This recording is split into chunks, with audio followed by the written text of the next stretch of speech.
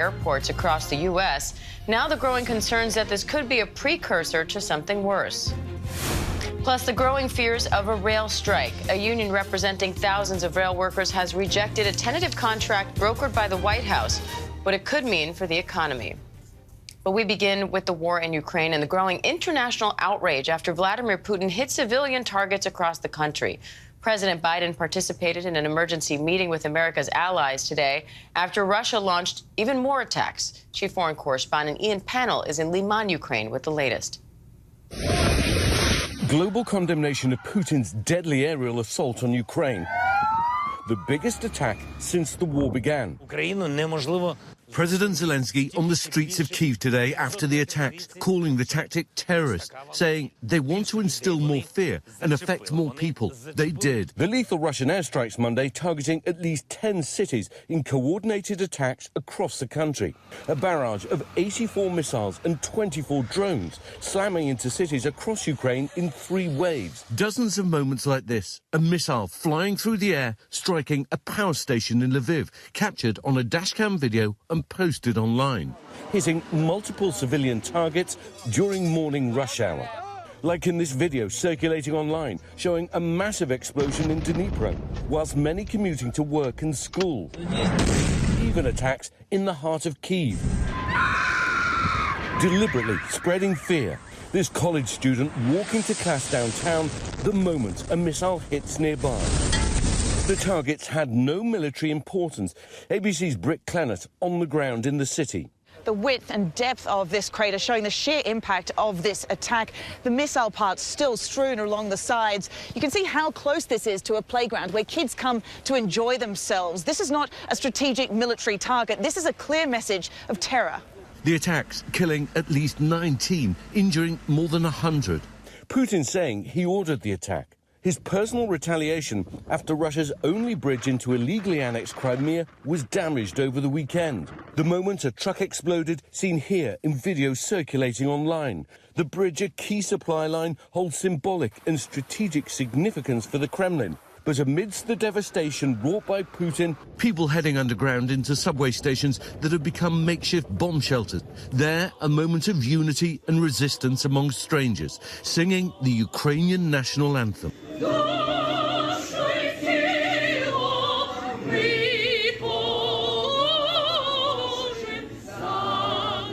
Our thanks to Ian Pannell for that report. And in the wake of new missile strikes across Ukraine, President Biden and other G7 leaders held a virtual meeting with President Zelensky, reaffirming their support for Ukraine. The leaders say in a joint statement that they condemned the attacks in the strongest possible terms and will hold Putin and those responsible to account. They also reiterate that they will never recognize the illegal annexation of Ukrainian territory and will continue to impose economic sanctions on Russia. And back here at home, Russian hackers are targeting American airports.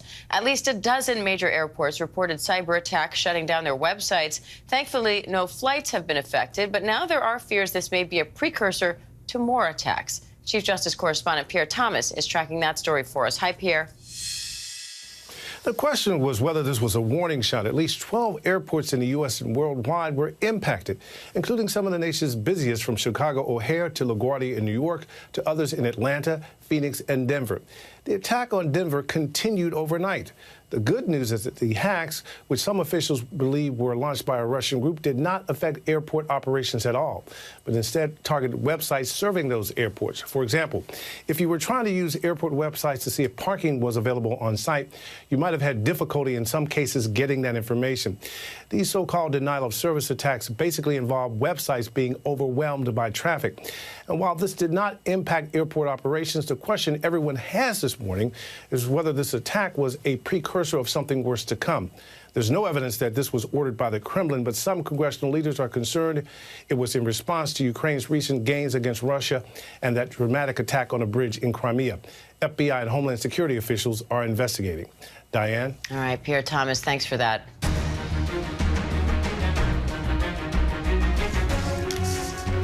The race to November is heating up with 28 days until Election Day. Republican leaders are rallying in support of Georgia Senate candidate Herschel Walker, who has repeatedly denied a reported allegation that he paid for a girlfriend to have an abortion. And the gloves are off in Ohio as Senate candidates attack each other's records on the debate stage. Congressional correspondent Rachel Scott has the latest from the campaign trail. Hi, Rachel. Well, this race in Georgia could decide which party controls the Senate, and that's exactly why Republicans are going all in for Herschel Walker. Today, Florida Senator Rick Scott, who is the head of the Republican Senate campaign arm, and Arkansas Senator Tom Cotton will travel to Georgia to show their support for Walker. Scott saying Republicans are proud to stand with him. The former college football star has been battered by a series of allegations and scandals in recent weeks, including allegations that he paid for a woman's abortion, despite opposing abortion rights without any exceptions. Democrat incumbent Raphael Warnock is making it clear he supports abortion rights in these final weeks. Of course, that's not the only key race. There was the first and contentious debate between Democratic Congressman Tim Ryan and venture capitalist and Republican J.D. Vance. The two candidates clashing over abortion rights and crime. At one point, Vance insisted Ryan supported policies that led to a 10-year-old girl in Ohio being sexually assaulted. Ryan is also keeping his distance from Democratic leadership, saying he does not believe President Biden should run for re-election. He's calling for a new generation of leadership. Diane. All right, Rachel Scott, thank you. And an investigation is underway in Pennsylvania after a carbon monoxide leak at a daycare center left dozens hospitalized. The Allentown Fire Department tells ABC News firefighters and EMTs responded to a 911 call early this morning about a child needing medical attention. When they arrived, their carbon monoxide monitors went off. Officials say the building was evacuated and a total of 27 people were taken to local hospitals. A cause of the leak has not yet been determined. And workers in Iran's oil and natural gas refineries have joined the growing anti-government protests in the country. The demonstrations over the police custody death of Mahsa Amini are intensifying and now threatening the coffers of Iran's government. Foreign correspondent James Longman is following those developments for us. Protests in Iran are now hitting a critical sector of the country's economy. Some oil workers now on strike. They can be seen here gathering outside refineries on the Persian Gulf. It's been nearly a month of protests and they seem only to be intensifying. Gunshots and explosions could be heard early Monday in Sanandaj. It's been a hotspot for the protests. Rows of businesses shuttered as shopkeepers there go on strike. All this was first triggered by the death of 22-year-old Mahsa Amini. She died in police custody, accused of wearing her hijab improperly. But it's morphed into a wider fight for freedom, although it's come at a cost. According to Iran Human Rights, 185 citizens have been killed so far. And they include more young women, like Nika Shakarimi, seen here protesting and burning her headscarf. Her mother confirmed to the BBC that this is her 16-year-old daughter. Her family saying Iranian authorities kept Nika's death a secret for 9 days. Our thanks to James Longman for that. And the director of the Strategic Litigation Product at the Atlantic Council, human rights lawyer Gisu Nia, is here with more on this. Gisu, thank you for being here. I know your work focuses on prevention and accountability for human rights violations around the world. So what long-term effects do you think that these protests can have in Iran? Well, I think the most important thing right now is to take efforts to stop this violence and to also support the people of Iran. Countries around the world for a long time have had foreign policy that focuses on assuming that the Islamic Republic and the leadership will be in power and that it will be somewhat stable. The recent events show that that's not necessarily going to be the case. And so countries around the world really need to start to reorient themselves to what a world without the Islamic Republic looks like, and to have a plan for how they would support Iran's people, which is really different from the longtime emphasis on negotiating with Iran on a nuclear deal and sort of pursuing a containment strategy. Accountability is part of that as well, looking to what happens in the future, whether those trials against perpetrators would be happening domestically in the country or through some sort of international body. Now, what immediate action can the global community take on this issue? Well, there's a few things that they can do today if they wish to. One is to call a special session at the UN Human Rights Council in Geneva to discuss the establishment of a UN investigative mechanism that would collect and preserve the evidence of these violations that we're seeing on videos coming out of Iran, the sort of brutal, violent crackdown on peaceful protesters, the violence against schoolgirls, the shooting of civilians in Sanandaj. So that would be an immediate step that could be taken today if countries wish to do so. And there's been a letter that 21 human rights organizations sent to the Biden administration in the US, really calling on them to take leadership on that effort.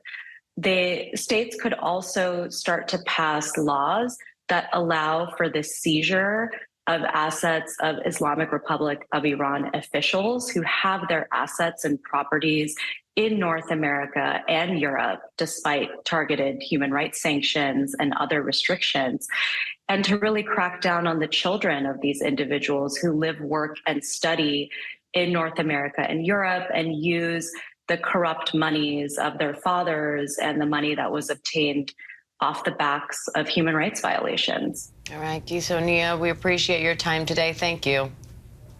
Thank you. Coming up, with midterm elections less than a month away, crime is a major voting issue. Our Pierre Thomas sits down exclusively with Chicago's superintendent about what's being done to curb shootings there and the potential glimmer of hope that may help other cities. Stay with us.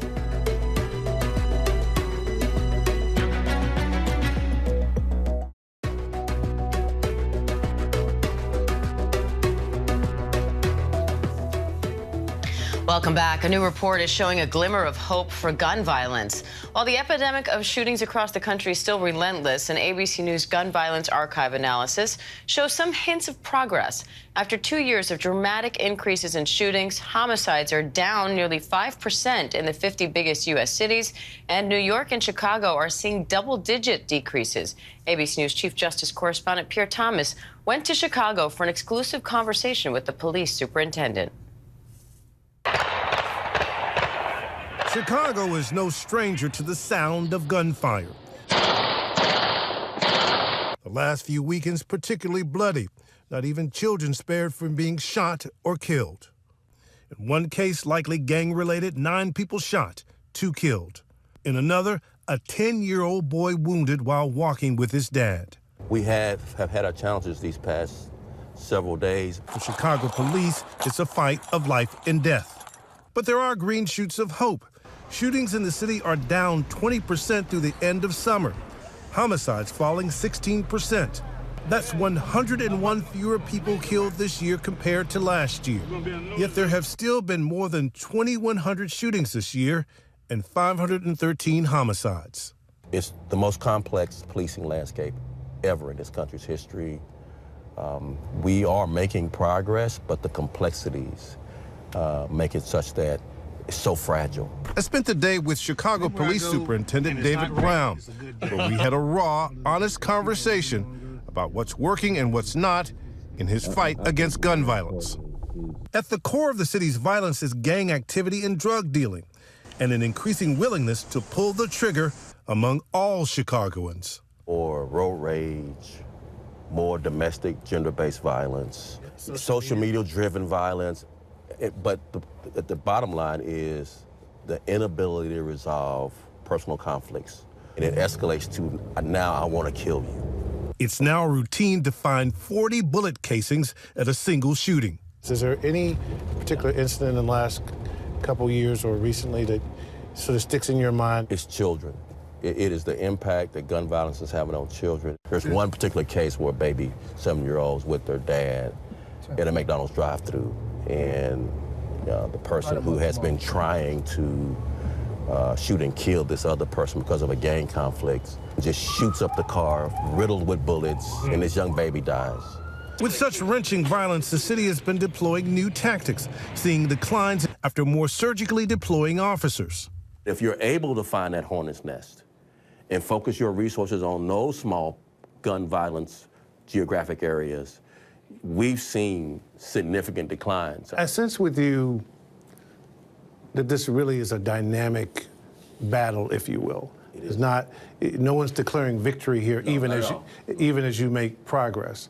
You know, we're making progress, but we are not in any way, shape, or form satisfied.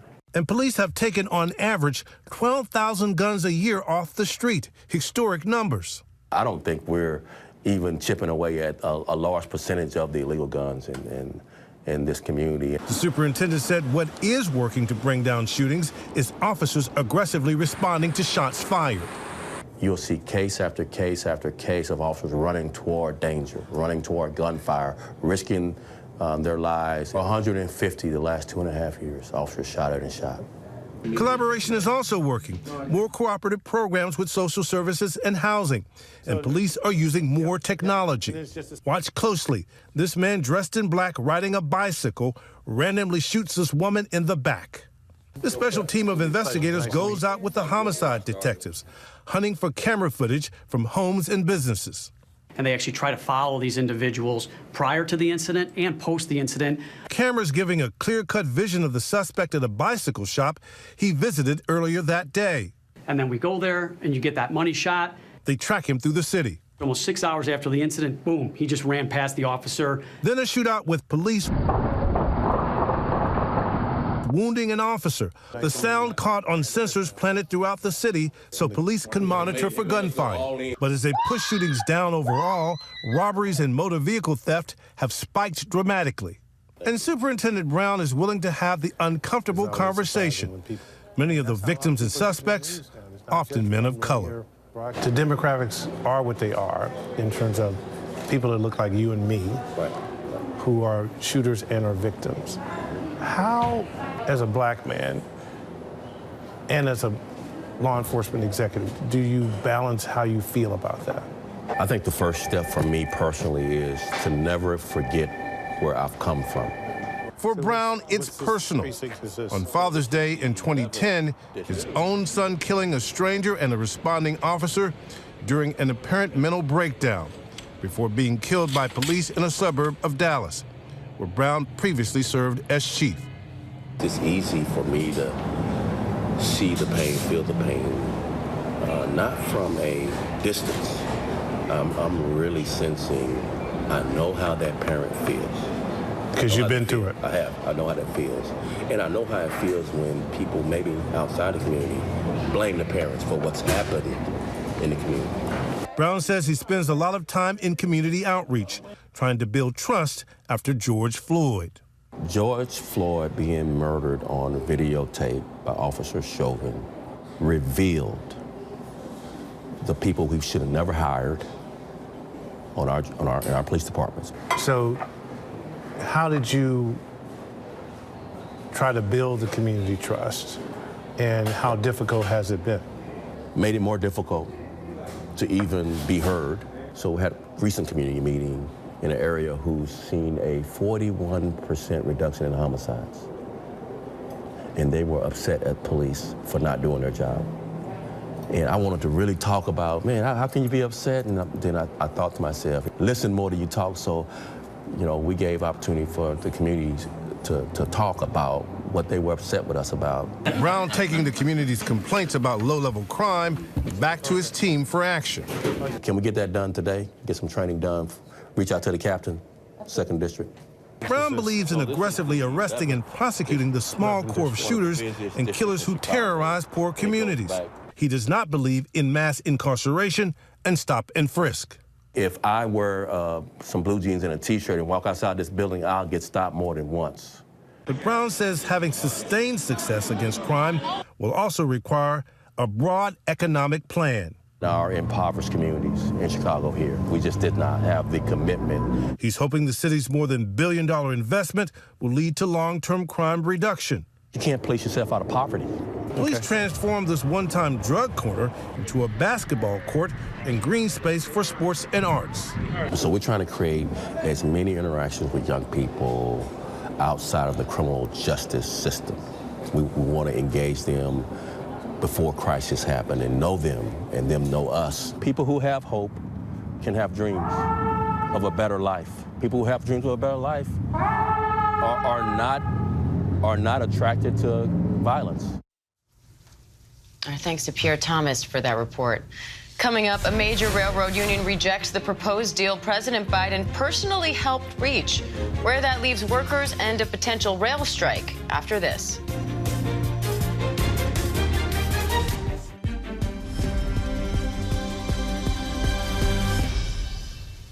Welcome back to ABC News Live. The third largest railroad union in the country has rejected a deal with employers. That renews the possibility of a strike that could devastate the supply chain. Despite raises and bonuses, the union president says railroaders do not feel valued, citing lack of paid time off and working conditions. A deadline for a new deal has been set for November 19th. Public health officials are warning of a potentially severe flu season. In New York, officials have noted 600 influenza cases compared to just 150 this time last year. Officials are urging people ages 6 months and older to get their flu shot by the end of this month. And today is National Coming Out Day, an annual awareness day for those coming out as LGBTQ+. We've asked some of our colleagues here at ABC News to share their experiences. Here's our Will Gans. Hey everybody, Will Gans here. Happy National Coming Out Day. So my coming out story involves me popping out of the stage at Madison Square Garden in the middle of a Celine Dion concert. There was glitter and confetti everywhere.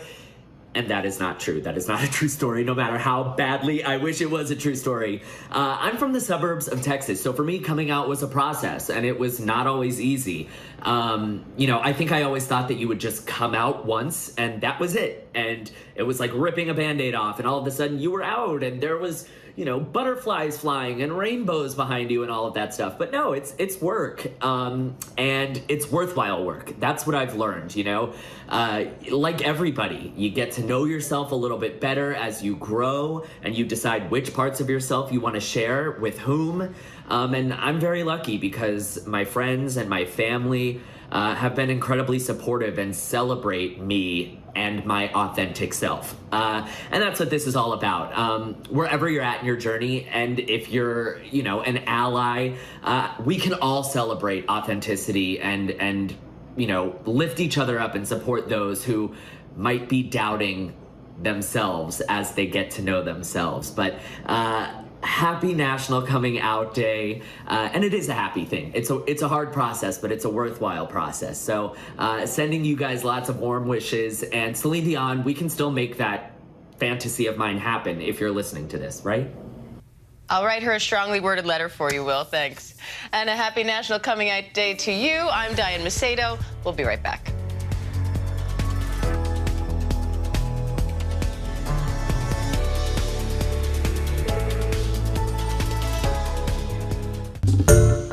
Hi everyone, George Stephanopoulos here. Thanks for checking out the ABC News YouTube channel. If you'd like to get more videos, show highlights, and watch live event coverage, click on the right over here to subscribe to our channel, and don't forget to download the ABC News app for breaking news alerts. Thanks for watching.